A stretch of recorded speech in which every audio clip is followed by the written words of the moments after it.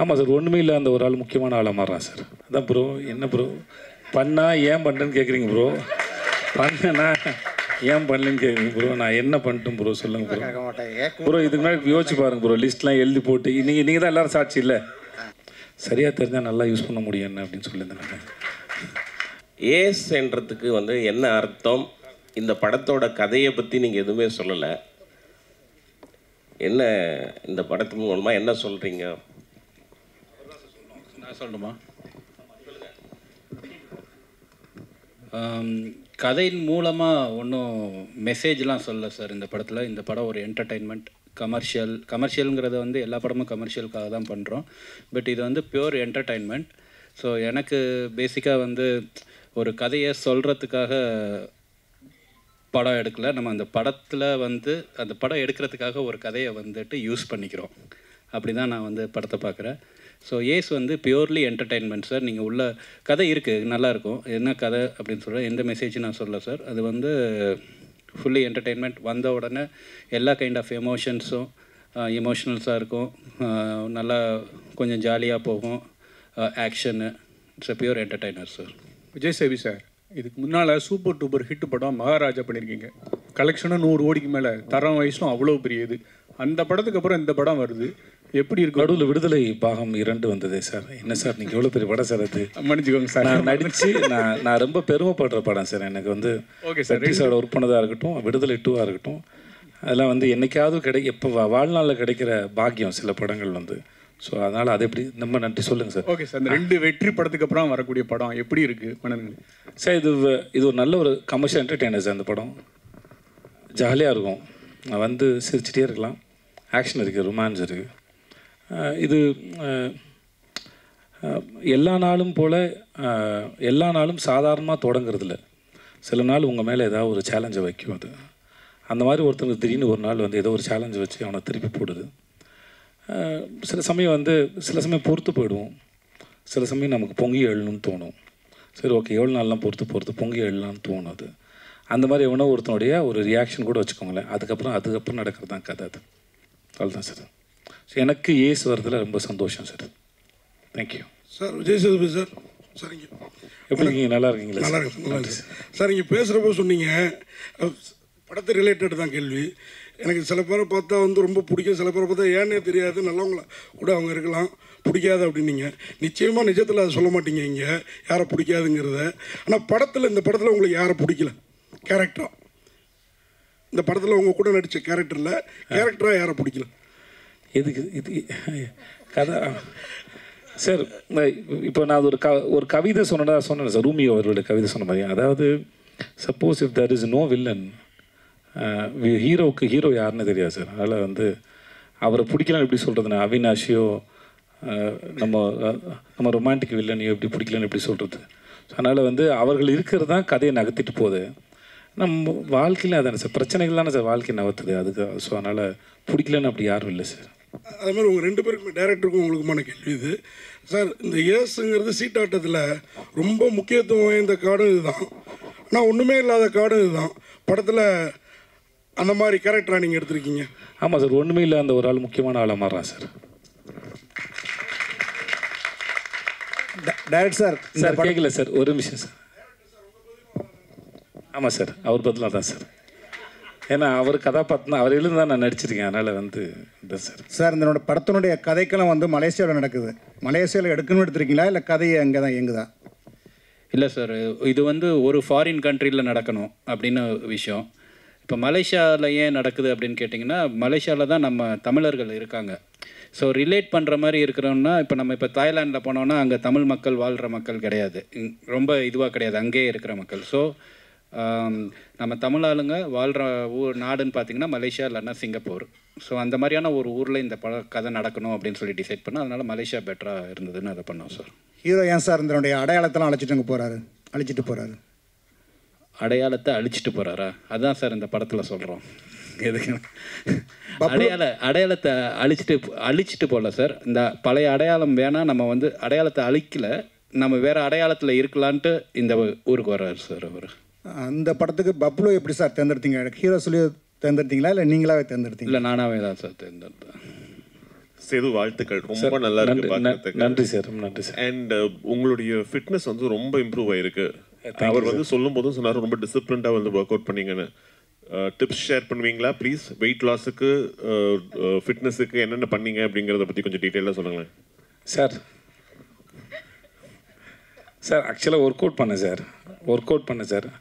அப்புறம் ஆமாம் ஜிம் போனேன். ஆமாம் சார், யார் மேலே சார் சத்தியம் பண்ணணும்? இல்லை சார், நிறைய வெயிட் லாஸ் இருக்குது, அது பார்த்த உடனே தெரிஞ்சது சார். ஆமாம் சார், ஆனாலுமே எப்படின்னா சில சாப்பாடு எனக்கு ஒத்துக்கலை. அதனால் வந்து அது வேணான்னு சொல்லி தவிர்க்கிற முயற்சி பண்ணுவேன். ஒரு 70% ஜெயிச்சிருவேன் முயற்சியில். 30% தோற்று போகும்போது சாப்பிட்டுருவான் சார். இவ்வளோ தான் சார், வேறு ஒன்றும் இல்லை சார். என்ன டைம் பீரியட் ஆச்சு உங்களுக்கு இந்த வெயிட் லூஸ் பண்ணுறதுக்கு? எத்தனை கிலோஸ் லூஸ் பண்ணியிருக்கீங்க? ஏன்னா அதெல்லாம் செக் பண்ண மாட்டேன் சார். ஏன்னா செக் பண்ண டிப்ரெஸ் பண்ணும் சார். அதனால் அது சார் ஏன்னா பார்க்குறதுக்கு நமக்கு கேரி பண்ண முடியுதான்னு பார்க்குறதோட சரி சார். மற்றபடி நடுவில் திரும்பி இன்க்ரீஸ் ஆச்சு, குறைஞ்சிது தெரியல, ஸ்டேபிளாலாம் எனக்கு இருந்ததில்லை. இப்போ தான் வந்து சில விஷயம் ஏதோ புரியுது. அதாவது என்னென்னா நம்மளாக தெரிஞ்சுக்கிறதுன்னு ஒன்று இருக்குது, பட் சயின்ஸ் என்ன சொல்லுதுன்னு இருக்குது. ஸோ சயின்ஸ் என்ன சொல்லுதுன்னு கேட்டு தெரிஞ்சுக்கிட்டு சில விஷயங்களை பண்ணுறேன், அவ்வளோதான். அதாவது சயின்ஸ் என்ன சொல்லுதுன்னா முதல்ல வந்து இதெல்லாம் தவிர்க்கலாம், பண்ணலாம் அப்படின்றது. அப்படி இல்லை, ஒரு உடம்பும் ஒரு தனி உடம்பு தான். அதனால் அதுக்கு என்ன தேவையோ அதை தான் எடுத்துக்கணும் அப்படின்னு சொல்லும்போது அது கொஞ்சம் ட்ரை பண்ணி பார்க்குறேன் சார். ஸோ வேறு ஒன்றும் இல்லை சார். டேரக்டர் சார், இப்போ சேதுபதி சார் வந்து உங்களை பற்றி நீங்கள் செஞ்ச உதவிகளை மறக்காமல் ரொம்ப நினைவு கூர்ந்தாங்க. ஆனால் அந்த கான்செப்டில் எதுக்கு நீங்கள் வந்து சேதுபதியை அந்த அளவுக்கு படுத்தி அறிமுகப்படுத்தின விஷயங்களை ஏன் செஞ்சீங்க? அவங்க மேலே ஏன்னா அப்படி ஒரு ஈர்ப்பு ஏன் உங்களுக்கு ஏற்பட்டுச்சு? அந்த ஆடிஷனில் பார்த்ததா சார்? அது வந்து எந்த ஒன்றும் இல்லை சார். அப்போ வந்து நான் வந்து கோ டைரக்டராக ஒர்க் பண்ணிகிட்டு இருந்தேன் சார், அவர் சொன்ன மாதிரி. அப்போ வந்து ரொம்ப சின்ன வயசு. அப்போ ஆடிஷன் பண்ணையில் சார், அவர் ஆடிஷன் பண்ணையில் பியூர் டேலண்ட் மட்டும்தான் சார். அப்போது எந்த கேல்குலேஷனுமே கிடையாது சார். அப்போ பார்க்கையில் இவர் காஸ்ட் பண்ணால் நமக்கு ஏதாவது யூஸ்ஃபுல்லாக இருக்குமா, இப்போ அந்த மாதிரிலாம் எதுவுமே கிடையாது. பார்த்த உடனே ரொம்ப பியூரான ஒரு டேலண்ட். எப்படின்னா எந்த அளவுக்குன்னா அவங்க வர்றாரு, வந்த உடனே இந்த மாதிரி நாங்கள் ரொம்ப அவசரமாக ஒரு இடத்துக்கு கிளம்பிட்டு இருந்தோம். அப்போ டைரக்டர் கூப்பிட்டாருன்னு சொல்லிட்டு அப்போ வந்து அவசரமாக போனோம். அப்போ வந்து அவர் வந்த உடனே சொன்னார், இந்த மாதிரி போய் இந்த கேரக்டர் அப்படின்னோடனே சரி நீங்களே எழுதி நடிங்க அப்படின்னு சொல்லிட்டு சொன்னோம். அவரே எழுதினார் உட்காந்து. எழுதிட்டு அப்போ எனக்கு நல்லா ஞாபகம் இருக்குது, வேகமாக கீழே ஓடி போய் ஒரு அந்த 2 ரூபா ஜெல்லு கிடைக்கும். அப்போது 12 ரூபாய் அது சரி 12 ரூபா ஜெல்லு இருக்கும். அது அந்த 12 ரூபா ஜெல்லு வாங்கிட்டு வந்து, எனக்கு தெரில விலை தெரில, அப்போது வாங்கிட்டு வந்து பாத்ரூமில் இருந்து அந்த இதில் போயிட்டு ஒரு இதில் ஃபுல்லாக ஜெல்லெல்லாம் தடவி ஃபுல்லாக வலிச்சு சீவி அந்த கேரக்டரை வந்து நான் யதார்த்தமாக அப்படியே உள்ளே போய் பார்க்குறேன். அப்போ வந்து நடித்து பார்த்துக்கிட்டு இருக்காரு கண்ணாடியில் அந்த ஜெல்லெல்லாம் போட்டு. எனக்கு பயங்கர ரொம்ப ஆச்சரியமாக இருந்துச்சு. அது அந்த ஆர்வம் அது தெரில, அது ரொம்ப ஆச்சரியமாக இருந்துச்சு. இதை தாண்டி அந்த நடித்த விதம் வந்து அதை ஜஸ்டிஃபை பண்ணிச்சு. எல்லோரும் எஃபர்ட் போடுறாங்க, ஆனால் அந்த எஃபர்ட் ஃபுல்ஃபில் ஆகுமான்னு தெரியாது. ஸோ அந்த டேலண்ட் தான் நம்மளை இம்ப்ரெஸ் பண்ணுது.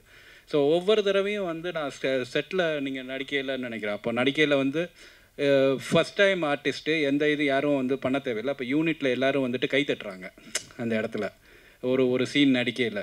அப்போது அந்த டேலண்ட்டு தான் சார், வேறு ஒன்றுமே காரணம் கிடையாது. அந்த டேலண்ட்டுக்கான மரியாதை தான், வேறு ஒன்றுமே இல்லை சார். Mr. Vijay Sethupathi.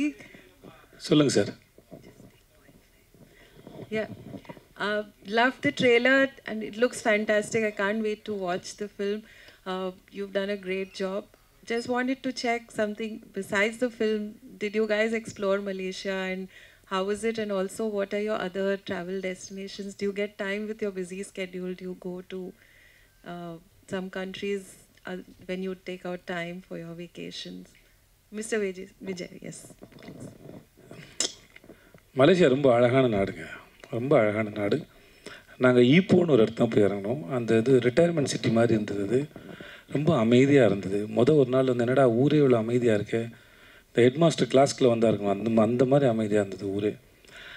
ஆனால் போக ரொம்ப பிடிக்க ஆரம்பித்தேன். அதுவும் அந்த ஊர் ஈப்போவும் சரி, தாய்பிங்க சார் டைப்பிங் போனோம் நாங்கள். அந்த ஊரும் சரி ரொம்ப பிடிக்க ஆரம்பிச்சிச்சு. அப்போ ஆமாம் கொலாசப்பாத்தாவா, ஓகே. அந்த ஊர் ரொம்ப பிடிச்சிருந்தது.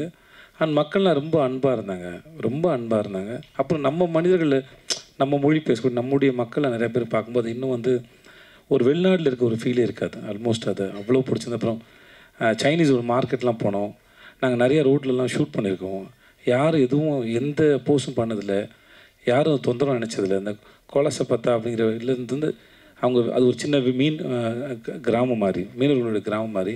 அங்கே சைனீஸ் அவ்வளோ பேர் இருக்கிறாங்க. ஆனால் வெரி கோஆப்ரேட்டிவ், ரொம்ப அன்பான மக்களாக இருந்தாங்க.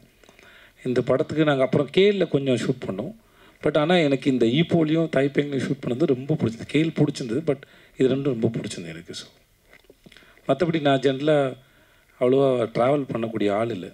ஏன்னா ஷூட்டிங் போகிறது அது ஒரு தனி அனுபவம். இப்போ நீங்கள் வேறு எங்கேயாவது ஒரு இடத்துக்கு போனீங்கன்னா கூட அங்கே போயிட்டு ஒரு மணி நேரம் 2 மணி நேரம் இருந்துட்டு நீங்கள் வந்துடுவீங்க. நாங்கள் அப்படி இல்லை. ஒரு இடத்துக்கு போகிறோம். இப்போ நான் வாகமனில் ஷூட் பண்ணிட்டுருந்தேன். உள்ளே ஒரு ஃபாரஸ்ட்குள்ளே ஷூட்டு வெப் சீரிஸ்க்கு. நாங்கள் க்ரூ மெம்பரோட எல்லாரோடையும் போய் அங்கே உட்காந்து ஒரு 4 டேஸ் இருக்கிற ஒரு இடத்துல ஒரு 4 நாள் இருந்து தங்கி அந்த இடத்த அனுபவிக்கிற சுகம் இருக்கு இல்லையா, அது எங்களுக்கு ரொம்ப நிறையாவே கிடைக்குது. நான் ஒரு லொக்கேஷன் போகும்போதும் அதை விட்டுட்டு வரும்போது அது எந்த ஊரோ எந்த மொழி பேசுகிறதோ இல்லை எந்த நாடோ எதுவானா இருக்கட்டும், ஆனால் அந்த இடத்துல கொஞ்ச நாள் எடுத்துகிட்டு போகும்போது எனக்கு அது மிஸ் பண்ணுற ஃபீல் கண்டிப்பாக இருக்கும். அது ஸோ எங்களுக்கு ஜென்ரலாக ட்ராவல் பண்ணுறத விட ஷூட்டிங் போகிற எங்களுக்கு வந்து அந்த அனுபவம் ரொம்பவே நல்லாயிருக்கும்னு நான் நம்புகிறேன். இல்லை சார், டூரிஸ்ட் ஸ்பாட் எங்கேயுமே ஷூட்டிங் பண்ணல சார். டூரிஸ்ட் அட்ராக்ஷன் ஸ்பாட் அப்படிங்கிற மாதிரி எந்த இடத்துக்குமே போகல. அங்கே லைஃபாக என்ன இருக்கோ, market, roads, Chinese places, India, little India, இந்த மாதிரியான. அப்புறம் முருகன் கோயிலும் ட்வின் டவரும் கண்டிப்பாக காட்டியே ஆகணும் சார், இல்லைனா மலேசியான்னு நம்ப மாட்டாங்க.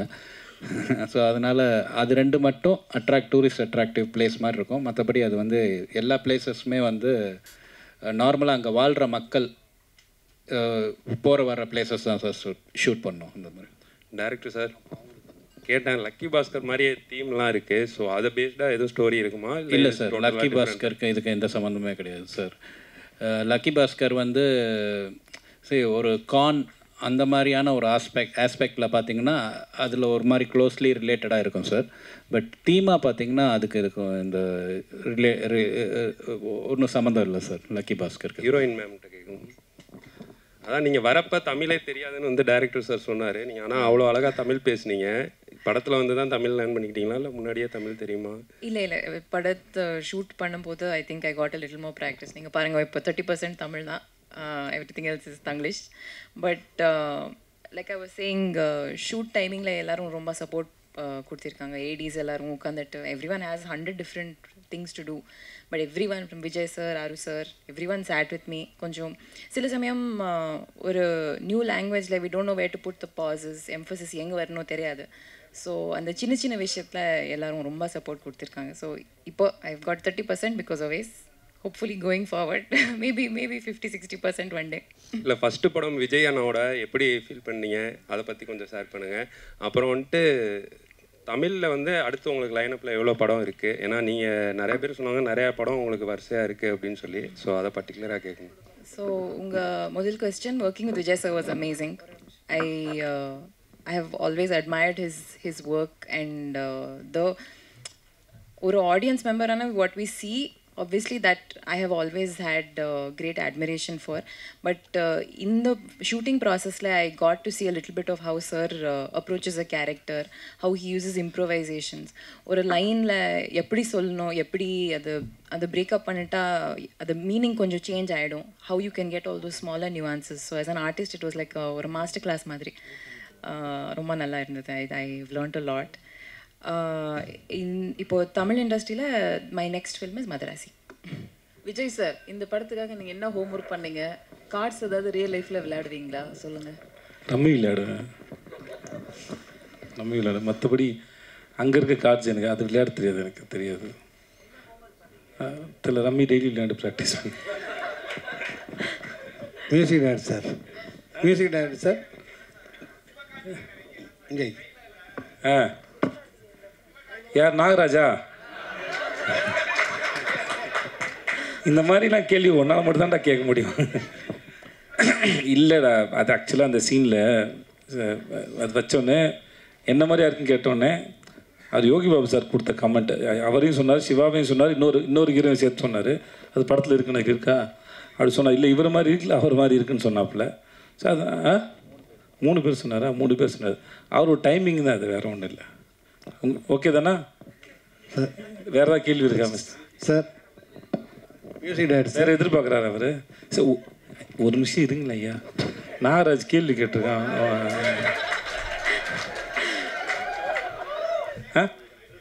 அப்புறம் யோசிச்சுட்டு வரியா? ஓகே. என்ன சார் கேள்வி இங்கே ஒரு கேள்வி வந்துருச்சு சார். சார் ரொம்ப நேரம் மைக் வச்சுட்ருக்கா sir. Sir music director sir, ஒரு படத்தில் வந்து பாட்டுகள் எடுக்கும்போதும் ரீரெக்கார்டிங் அவங்களே தான் பண்ணுவாங்க. ஆனால் இப்போ இளையராஜெல்லாம் பிஸியாக இருக்கும்போது ஒரு தீபாவளியிலலாம் 5 படம் 6 படம் இருக்கும்போது அவர் தான் பண்ணுவார். நீங்கள் ஏன் ஆர்ஆருக்கு மட்டும் வெளியில் எடுத்துருக்கீங்க? இல்லை சார், இன்றைக்கி ஃபார்மேட் மாறிடுச்சு. ஸோ டிஜிட்டலாக இருக்கும். ஸோ இப்போ கிளாஸ் ஒர்க் வரப்போ நம்மளோட டேட்ஸு எல்லாமே சரியாக ரிலீஸ் ஆகணுன்னா அதுக்கேற்ற மாதிரி ஒர்க் பண்ணணும். ஸோ என்னோடய இதுவை வந்து அதை நம்ம சேர்ந்து ஒர்க் பண்ணி அதை முடிக்கணும். ஸோ இந்த மாதிரி ஒரு அர்ஜென்சியான டைமில் வந்து ஏதோ ஒன்று பண்ணணுமே, அந்த மாதிரி உடன்பாடு எனக்கு பர்சனலாக கிடையாது. ஸோ அவங்களும் வந்து நல்லா ஃபுல் இன்வால்மெண்ட்டோட தான் ஒர்க் பண்ணாங்க. ஸோ அதனால தான் இது பேக்ரவுண்ட் ஸ்கோர் எனக்கும் இன்னொரு ப்ராஜெக்ட் கமிட்டட் இருந்துச்சு. ஸோ அவர் அந்த டைம் லைன் வந்து செட் ஆகலை, வேறு எதுவும் இல்லை. விஜய் ப்ரோ. ப்ரோ இல்லை, பீட்சா படத்துக்கு அப்புறம் வரிசையாக 3, 4, 5, 6, 7 படம்லாம் வருஷத்துக்கு பண்ணியிருக்கீங்க. போன வருஷம் 3 படம், இந்த வருஷம் இப்போ தான் அக்கௌண்ட்டே ஆரம்பிக்குது. இப்படி இருந்தால் இப்படி வருஷத்துக்கு 3 படமாவது பண்ண வேணாமா? அதான் ப்ரோ, என்ன ப்ரோ பண்ணால் ஏன் பண்ணுறேன்னு கேட்குறீங்க ப்ரோ? பண்ணனா ஏன் பண்ணலன்னு கேட்குறீங்க ப்ரோ? நான் என்ன பண்ணிட்டேன் ப்ரோ சொல்லுங்கள் ப்ரோ. கேட்க மாட்டேன். ப்ரோ இதுக்கு முன்னாடி யோசிச்சு பாருங்க ப்ரோ, லிஸ்ட்லாம் எழுதி போட்டு நீங்கள் தான் எல்லோரும் சாட்சி இல்லை? எல்லோரும் சாட்சி. அதனால் வந்து அந்த பண்ணதுக்கு நான் காரணம் இல்லை, பண்ணாமல் போகிறதுக்கு நான் காரணம் இல்லை. ஏன்னா சில சமயம் சில படங்களை பண்ணியிருப்போம். இப்போ முன்னாடி சொன்ன பதில் தான் அது. என்னென்னா அந்த படங்கள் ரிலீஸ் வந்து நம்ம இப்போ இன்றைக்கி இந்த படம் ரிலீஸ் ஆகுதுன்னா இதை நானாக ஃபிக்ஸ் பண்ணுறேன், இல்லை என் ப்ரொடக்ஷன் அப்படி தான் ஃபிக்ஸ் பண்ணுறது. ஸோ சில படங்களை வந்து அவங்க நல்ல நாள் பார்க்குறது இல்லை தள்ளி போடுறதுக்கு அவங்களோட சாய்ஸ். அது அப்படி தேங்கி வரும்போது அது மொத்தமாக தெரிஞ்சிருக்கும், அப்படி தானே ஒழிய. மற்றபடி நான் வழக்கமாக என்னுடைய வேலைகளை செஞ்சுக்கிட்டு தான் இருக்கிறேன். ரிலீஸை வந்து ப்ரொடக்ஷன்ஸ் பிளான் பண்ணுறாங்க, அவ்வளோதான், வேறு ஒன்றும் இல்லை. Nothing. Okay bro. Vijay Savi sir, நீங்கள் இந்த வர்ணம் படத்தை பற்றி பேசுனீங்க, அவர் ஹெல்ப் பண்ணார்னு. அது வந்து எப்போமோ வந்த படம், நடுவில் கொஞ்சம் பக்கத்தை காணும் சொன்னீங்க, நன்றி இதை பற்றி சொன்னீங்க. அதே மாதிரி நீங்கள் நிறைய பேருக்கு, தயாரிப்பாளருக்கு, நடிகர்களுக்கு, கேமராமேனுக்கு எல்லாம் நிறைய வாய்ப்பு கொடுத்துப்பீங்க. அவங்களாம் நன்றியோடு இருப்பாங்களா? அவங்க அப்படி இல்லாமல் இருக்கும்போது உங்கள் மனநிலை எப்படி இருக்கும்? 2 நாள் முன்னாடி ஒரு இன்டர்வியூவில் எனக்கு கேள்வி கேட்டாங்க, மற்றவங்க நம்மளை யூஸ் பண்ணிக்கும்போது நீங்கள் என்ன நினைக்கிறீங்க கேட்டாங்க. சரியாக தெரிஞ்சால் நல்லா யூஸ் பண்ண முடியும் என்ன அப்படின்னு சொல்லியிருந்தேன். ஸோ அதே போல் தான் இது. மற்றபடி சார் இப்போ யாருக்காவது எதையாவது இப்போ இவர் எனக்கு ஒரு உதவி பண்ணாருன்னு வச்சுக்கோங்களேன், இவன் நாளைக்கு வந்துடுவான், இவனை வச்சு படம் பண்ணுவான்னு நினச்சி பண்ணுறதில்ல. அந்த நேரத்தில் தன்னுடைய தொழிலுக்கு சரின்னு எதையோ அதை அவர் செஞ்சார் ஒழிய இவனுக்கு வாய்ப்பு தரணுங்கிறதுக்கு அவர் அது பண்ணல. ஆனால் அந்த பலனை அடைஞ்சவன் நான், என்கிட்ட நன்றி விசுவாசம் இருக்குது. நான் அதை திருப்பி செலுத்துவதற்கு காலம் எனக்கு ஒரு சந்தர்ப்பம் வழங்குது. அதுவும் நான் சும்மா ஓகே எது வேணால் பண்ணலாம் ஆறுமுகத்தோடுன்னு பண்ணல. என் தொழிலுக்கு சரின்னு படுற இந்த கதை நல்லா இருக்குது, இது சரியாக பண்ணுவான்னு நினச்சி. ஸோ அந்த காலம் அந்த தொழிலுக்கான நியாயங்கிற தராசில் வச்சு தான் அது 2 பேரும் ஒருத்தருக்கு ஒருத்தர் பரிமாறிக்கிட்டோமே ஒழிய இது கிடையாது. ஸோ பட் ஆனால் எனக்கு அன்றைக்கி தேதிக்கு அந்த வேலை எவ்வளோ பெரிய வேலை செஞ்சதுன்னு இருக்குல்ல இவர் செஞ்ச. ஏன்னா அது வந்து எப்படின்னா யாருடைய பார்வையாவது நம்ம மேலே விழுந்துடாதா அப்படிங்கிற ஒரு ஏக்கத்தோடையே அது தெரிகிற ஒரு காலகட்டம் தான். ஓகே, அந்த மாதிரி ஒரு சந்தர்ப்பத்தில் காலம் சரியாக கணிஞ்சு வரும்போது ஒருத்தர் வந்து உங்களுக்கு வந்து ஓகே நீங்கள் இங்கே எடுத்துருந்தீங்க, ஓகே இதுக்கப்புறம் இந்த சீட்டுக்கு நான் வந்து போங்க அப்படின்னு சொல்கிறாங்க. அந்த நிகழ்வு என் வாழ்க்கையில் இவருக்கு சாதாரணமாக இருக்கலாம். நம்மளும் இப்போ நீங்களோ நானோ இங்கே இருக்க எல்லாருமே வந்து சாதாரணமாக நடக்கும்போது நம்ம யாருக்கோ ஒருத்தருக்கு ஒரு சின்னதாக ஒரு வேலை செஞ்சுருப்போம். அது அவர்கள் வாழ்க்கையில் என்ன பண்ணுது? மெய்யழகன் படத்தோட கதையை போல தான். அரவிந்த் சாமி சாரோட ஃபேமிலி ஒரு சைக்கிளை கொடுத்துட்டு போனதில் ஒரு குடும்பம் வந்து எவ்வளோ பெருசாக அடுத்த கட்டத்துக்கு நான் வந்து போச்சுங்கிறது இல்லையா. அவங்க கொடுக்கும்போது இந்த வச்சு சைக்கிளை வச்சு வாழ்க்கையில் முன்னேறுப்பா அப்படின்னு கொடுக்கல. பட் அந்த சைக்கிளை வச்சுட்டு அந்த குடும்பம் எப்படி முன்னேறினாங்கிறது அவங்களுடைய தனிப்பட்ட உழைப்பு தான் காரணம். அதே போல் தான் பெறுகிற உதவியோ இல்லை இந்த மாதிரி செயல்னால கிடைக்கிறத வச்சு நம்ம எப்படி வரோங்கிறது தான் இருக்குது. பட் இருந்தாலும் ஸ்டில் எனக்கு இன்னமும் அது இருக்குது, அது உள்ளே இருக்குது. அது இன்னமும் என்னை வந்து அதான் சொன்ன உயிர்ப்போடு இருக்க வைக்குது அது. ஸோ அதுக்கு என்றைக்குமே நன்றி கடன் பட்டிருக்குன்னு சொல்லுவேன். என்ன வேணால் நடக்கலாம், எனக்கு அவருக்கு சண்டைகள் வரலாம், மிஸ் அண்டர்ஸ்டாண்டிங் வரலாம், அது வேறு ஒரு சம்பத்தினால் நிகழ்வது. நான் துபாயில் வேலை இருக்கும்போது என்னோடய பாஸ் சொன்னார், உனக்கும் இன்னொருத்தருக்கும் சண்டை வருதுன்னா அது 2 உடம்புக்கான சண்டை இல்லை, ஒரு விஷயத்தை பற்றின சண்டையை ஒழிய அது தனி மனுஷனுக்கானது இல்லை அப்படின்னு சொல்லுவோம். அது எனக்கு ரொம்ப முக்கியமான பாடமாக நான் நினைக்கிறேன். அந்த மாதிரி மிஸ் அண்டர்ஸ்டாண்டிங் வரலாம், சண்டை என்ன வரலாம், பட் ஆனால் அவரால் நான் பெற்ற பலன், என் வாழ்க்கை நடந்த மாற்றங்கள் வந்து யாரும் மாற்ற முடியாது. ஒருவேளை இதெல்லாம் கடவுள் தான் பிளான் பண்ணி செய்கிறாருன்னா அந்த கடவுள் எனக்கு பிளான் பண்ணி அனுப்பின ஒரு ஆளாக அவர் பார்க்குறேன். ஓகே, இந்த வேலையை இவர் செய்யுங்கன்னு சொல்கிறாங்க. ஸோ அப்படி தான் பார்க்குறேன் சார். நன்றி சார். உங்களுக்கு தான் கேள்வி. இது வரைக்கும் இல்லை உங்களுக்கு தான், நமக்கு தானே இது? ஆமாம், இது வரைக்கும் எந்த ப்ரெஸ் மீட்லேயும் எப்போவுமே கண்ணாடி போட்டு நாங்கள் பார்க்கவே இல்லை உங்களை. இந்த ப்ரெஸ் மீட்டுக்கு வந்து இல்லை இந்த ப்ரெஸ் மீட்டுக்கு வரும்போது நீங்கள் எங்கே பார்க்குறீங்கன்னே தெரியல. கண்ணாடி பாருங்க, என் கண்ணு நல்லாவே தெரியும். ஒருவேளை மிஸ்கினுக்கு போட்டியாக வந்துட்டு கிளாஸ் போடுறதுக்கு ஆரம்பிச்சிருக்கீங்க. ஏன்னா அவரோட ட்ரெயின் படத்தில் மிஸ்கின் சாருக்கு போட்டியாக போடுறதும் நான் டேரக்டர் தான் சார் ஆகணும். கண்டிப்பாக கண்ணாடி போட்டால் மிஸ்கின் ஆக முடியாது சார். அதனால் நான் அவரோட வேலை செஞ்சுருக்கேன். மிஸ்கின் அவர்களுடைய மூளை எப்படி இயங்குன்னு எனக்கு நல்லா தெரியும் சார். எனக்கு வந்து இந்த நான் ஷோ பண்ணல சார், 8 மணி நேரம் 10 மணி நேரம் ஷோவில் நிற்கும்போது என் கண் வந்து ட்ரை ஆகிடுச்சு சார். அப்புறம் வந்து அதனால் இது என்ன சொல்லுவாங்க, ஐயோ ஹைட்ராப்ஸ், அது என்ன பேர் சொல்லுவாங்கடா, லூப்ரிகன்ஸ் தேவைன்னு சொல்லுவாங்க. அதனால் அது போட வேண்டியதாக இருந்தது. இப்போயும் ப்ரெஸ்க்கு வரும்போது ரொம்ப நேரம் படுறதுனால சீக்கிரம் ட்ரை ஆகிடுது. அதனால தான் சார், வேறு மற்றபடி என் கண்ணு நல்லாவே இருக்குது சார். நல்லா இருக்குது சார். மிஸ்கின் சாருக்கு போட்டியாக எப்போ சார் டைரக்டர் ஆக போகிறீங்க? எந்த வருஷம் சார்? நான் போட்டி போடுறதா ஏன் சார் மிஸ்கின் சாரோட போட்டி போடணும்? நீங்கள் சொல்லுங்கள் சார். எனக்கு தான் தெரியுமே, அந்த மனுஷன் வீட்டுக்கு போங்க சார். அவர் புத்தகத்து மேலே தூங்குறாரோ படுக்கையில் படுத்து தூங்குறான்னு தெரியுது. அவ்வளோ படிக்கிற ஒரு ஆள். நீங்கள் அவர்கிட்ட போய் எந்த விஷயம் வேணால் கேளுங்க, யார் வேணால் கேளுங்க. ரொம்ப ஆத்மார்த்தமாக சொல்லி கொடுக்க ஒரு மனுஷன், மறைக்க தெரியாது அவருக்கு. ஸோ எனக்கு அவரோட சிந்தனையும் சரி, ரொம்ப சின்சியராக, ரொம்ப ஆழமாக, ரொம்ப நேர்மையாக படம் பண்ணக்கூடிய மனுஷன். நான் இதுக்கு அவரோட போட்டி போடுவேன். ரசிகனாக இருந்துட்டு போயிடுறேனே, அவருக்கு ஒரு சகோதரனாக இருக்கேன், தம்பியாக இருக்கிறேன், என்னை கண்ணம்மான்னு செல்லமாக கூப்பிடுவாப்பில்ல. ஸோ அப்படியே இருந்துட்டு போகிறேன். நான் இதுக்கு அவரோட போட்டி போடணும். நாளைக்கு நான் படம் பண்ணாலும் அவர் என்னை வந்து ரசித்து கண்ணம்மான்னு என்னை முதல்ல பார்த்து கொண்டாடக்கூடிய ஒரு மனுஷன். கடைசி வருஷம் ஒரு படத்தை பார்த்து அவருக்கு என்ன சார் இருக்குது, விசாரணை ஒரு படத்துக்கு அவர் ஏன் சார் அது சமுத்திரகனி சார் சொன்னார்ல, அவர் நிஜமாகவே சினிமாவை அவ்வளோ உண்மையாக ரொம்ப நேர்மையாக நேசிக்கூடிய ஒரு மனுஷன். அவர் பேசுறது முன்ன பின்ன புரிஞ்சிக்கப்படலாம் மொழியே, அவர்கிட்ட அந்த மாதிரியான எந்த விதமான யாரையும் இறக்கி பேசணுங்கிற எண்ணமே இருக்காது. ஏன்னா தன்னுடைய படம் இப்போ இங்கே வரோம், இன்றைக்கி உட்காந்து பேசணும்னா என்னென்னா, எங்களுடைய படம் ரிலீஸ் ஆகுது, நீங்கள் தான் எங்களுடைய படத்தை கொண்டு போய் மக்கள்கிட்ட கொண்டு போய் சேர்க்க முடியும். கொண்டு போய் சேர்க்க வேண்டிய வேலை இருக்குது. நாங்கள் பேசுகிறோம். சம்மந்தமில்லாத வேற ஒருத்தர் படத்தை இங்கேருந்து போய் மணிகண்டன் போய் பார்த்து உட்காந்து சந்தித்து அதை பேசி படம் பார்த்து ஒரு வீடியோ எடுத்து போட வேண்டிய அவசியம் அவருக்கு என்ன இருக்க போகுது? அற்புதமான மனிதர் நான் சந்திச்சதில்லை. Okay, thank you sir. Director sir, ஒரு கேள்வியிலே 3 கேள்வி நான் தான்.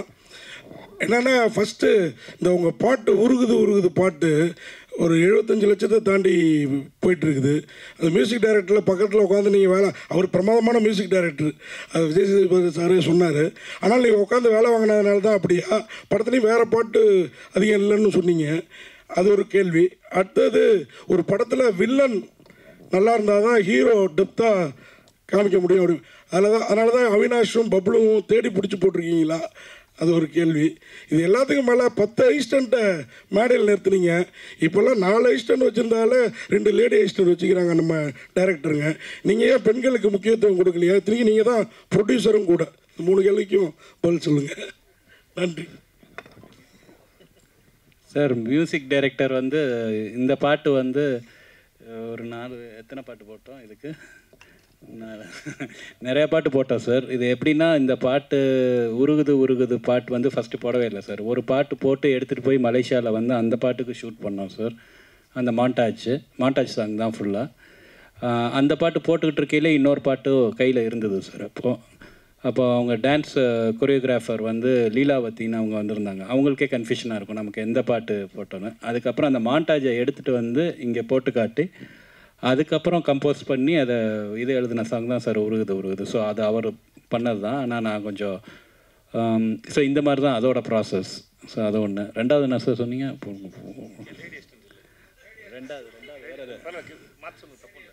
இல்லை சார், யாரும் இல்லை சார், ஓடிட்டாங்க. நான் கொஞ்சம் டார்ச்சர் பண்ணுறேன்னு சொல்லிட்டு பசங்கன்னா கொஞ்சம் தாங்குறாங்க சார். அது அவங்க ஒரு 2-3 பேர் இருந்தாங்க.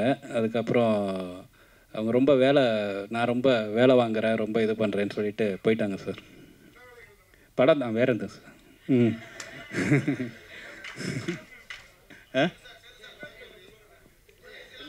வில்லன்.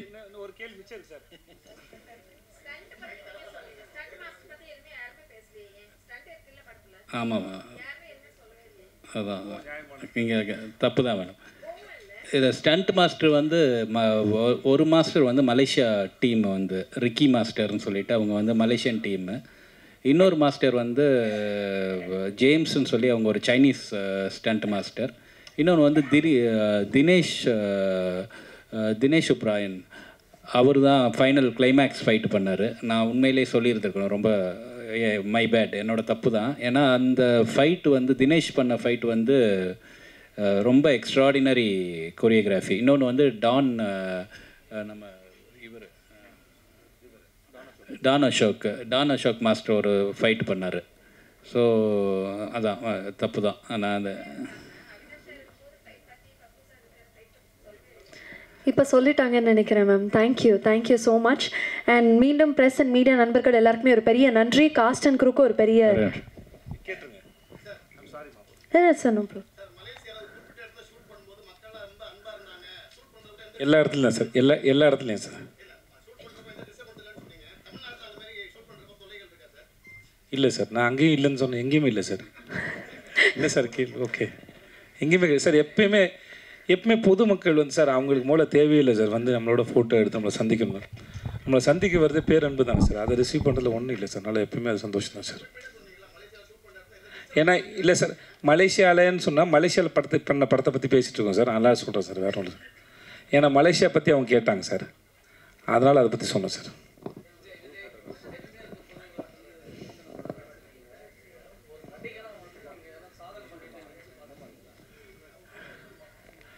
சார் நான் தப்பாக எடுத்துக்கிறேன் சார். நான் சாதனை ஒரு விஷயத்தை நம்புறதில்லை சார். அது வாட்டுக்கு அது குழப்புக்கு இல்லை, அப்படிலாம் ஒன்றும் இல்லை சார். எல்லாமே அவ்வளோ எனக்கு அது சுலபமாக இருந்ததில்லை சார். நான் போய் புரிஞ்சுக்கிட்டு அந்த வேலையை செய்கிறது. இப்போது சார் டைரக்டர் சொன்னார் இல்லையா, போயிட்டு அப்போ யோகி பாபோட சேர்ந்தோ இல்லை ஒரு சீனையோ எல்லா இடத்துலையுமே சரி, அந்த சீனை புரிஞ்சுட்டு அதை பெர்ஃபார்ம் பண்ணும்போது சார், அப்போது நாங்கள் சரியாக தான் பண்ணியிருக்கோன்னு நாங்களே முடிவு பண்ண முடியாது சார். அது சாய்ஸ் அவங்களோடது, யார் இயக்குனரோ அவங்களோட சாய்ஸ்.